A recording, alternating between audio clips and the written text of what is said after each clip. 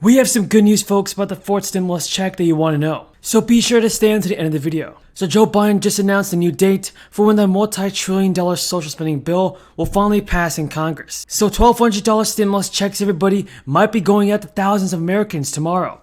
Get ready for the most important stimulus news that you have to know. So Joe Biden indicated today that he and Democrats likely will not meet their goal of passing his roughly $2 trillion spending bill by the end of the year.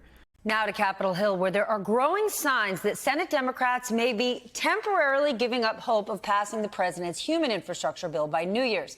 Instead, Senate Majority Leader Chuck Schumer wants to focus on a totally different issue, a massively important one, voting rights. Let's bring in NBC's Sahil Kapoor.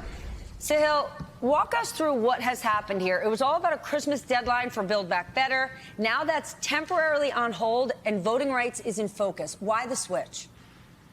Stephanie, what's happening is Congress appears likely to blow through yet another self-imposed deadline on the Build Back Better Act. The Christmas timeline is coming and going without Democrats being properly prepared to get this done in time. They still have policy differences to negotiate. There are still provisions in the bill that they need to get all 50 Democrats on board. And more recently, Senator Manchin has raised concerns with the structure of certain expiring provisions in the bill, things like the child tax credit, which expire in a year. And he assumes they're going to be extended, and he wants them to be funded over the long haul, over 10 years. There's no real easy fix to that, and President Biden and Chuck Schumer have not been able to impress upon him their goal of getting this bill done soon. As a result, they're not going to be able to get this to the parliamentarian and get through the... He said it would be finished over the next days and weeks and focuses on other things. By the way, Senator Joe Manchin and Kyrsten Sinema are also considered key holdouts on the measure, known as the Build Back Better bill. Joe Manchin has repeatedly expressed concern about the legislation's cost, warning a broad spending package will be fiscally irresponsible given rising inflation. And with Republicans united in opposition, all 50 Democrats must pass the bill for it to pass. In a statement, President Biden said, "We will advance this work together over the days and weeks ahead. And Chuck Schumer and I are determined to see the bill successfully on the floor as early as possible." Joe Biden even said we will get a Build Back Better passed, even in the face of Republican opposition. At the same time, they must also press forward on voting rights legislation and make progress on this as quickly as possible.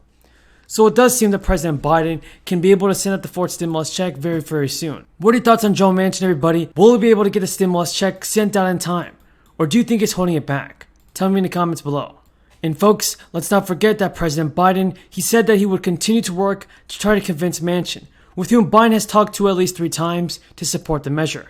And when asked by Fox News on Wednesday whether he will be able to work through issues to hold a vote on the measure before Christmas, Joe Manchin said, "We haven't even gotten anything back from the parliamentarian.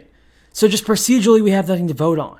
So the House did pass its version of the Build Back Better Act last month in a party line vote, following months of negotiations with progressives and moderates. So the Build Back Better bill passed by the House Democrats would establish universal preschool, expand Medicaid, and provide new funding for childcare and offer green energy tax credits, though it notably omits progressive priorities like free community college and Medicare dental care and vision coverage.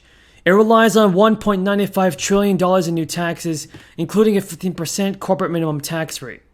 So all 50 Democrats will have to support the bill to ensure its passage in the Senate. And while appearing on Yahoo News, Majority Whip Senator Dick Durbin was asked if it is now clear that the Senate will be able to pass the massive $2 trillion 10-year spending bill before Christmas. Let's not forget the surprise stimulus checks for the month of December will be going out tomorrow. $600 and $1,100 stimulus checks are being sent out, and it is official. Batches of stimulus checks started going out on November 29th, and the final payments are expected to be issued by December 17th. California is sending out 803,000 Golden State stimulus checks worth up to $1,100 on December 17th. And those who qualify for the stimulus check will typically get it using a refund option selected on their tax return. Eligible households will receive a stimulus check worth $600 to $1,100. It comes as a check worth up to $6,300 was sent out to hundreds of people in Atlanta by December 15th. Earlier this week, the White House described talks between the president and Senator Manchin as constructive and productive, but sources on the Hill say that these talks have actually been going, very poorly, and it does now appear that Build Back Better doesn't have a path forward this year. So I'm wondering, how now would you describe the conversations between the two, and what, again, were those areas of productivity earlier this week? So, as you all know, we don't go into specifics. We have a policy of not talking about private conversations, and even Manchin said that himself. Person-to-person conversations should be kept private. So the president discussions with lawmakers outside of readouts that we have, usually we keep that promise. So I don't have any more details to offer beyond what we've said this week. The president is determined to get this done as soon as possible. We're talking about cutting costs for American families. We're talking about child care, elder care. We're talking about prescription drugs, lowering the cost of prescription drugs. Mr. President. Senator from New Jersey. I rise to express my support for the nominations of Ambassador Nicholas Burns to be ambassador to China, Mr. Ramin Toloui to be an Assistant Secretary of State for Economic and Business Affairs, and Mr. Rashad Hussain to be Ambassador at Large for International Religious Freedom. These are a superb group of highly qualified nominees, deserving of the positions for which they have been nominated, and I'll speak briefly about them. Ambassador Burns is an outstanding public servant, one of the nation's best, and I'm pleased to support his nomination as the next ambassador to China. He has a long and distinguished record in public service, including as Undersecretary of State for Political Affairs under the Bush administration and U.S. ambassador to NATO. If there's a place that we need an ambassador, it's China. We've spent so much time, both in committee, on the floor, hearing about the challenges of China, but we don't have a U.S. ambassador to help us meet those challenges. It's no secret that the China of today is challenging the United States and destabilizing the international community in almost every dimension of power, political, diplomatic, economic, military, and even cultural. That's why Ambassador Burns' experience and skills will be crucial as he confronts the monumental task ahead of him. I'm also pleased to be supporting Mr. Ramin Toloui nominations to be the Assistant Secretary for Economic and Business Affairs at the State Department.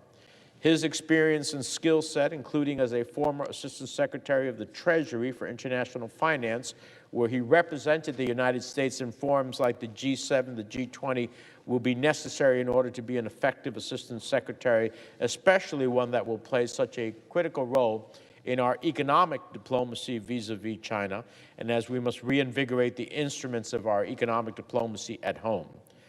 I believe Mr. Toloui represents the importance of getting our economic statecraft right.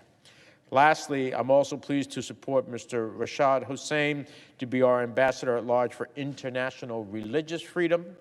Throughout his impressive public service,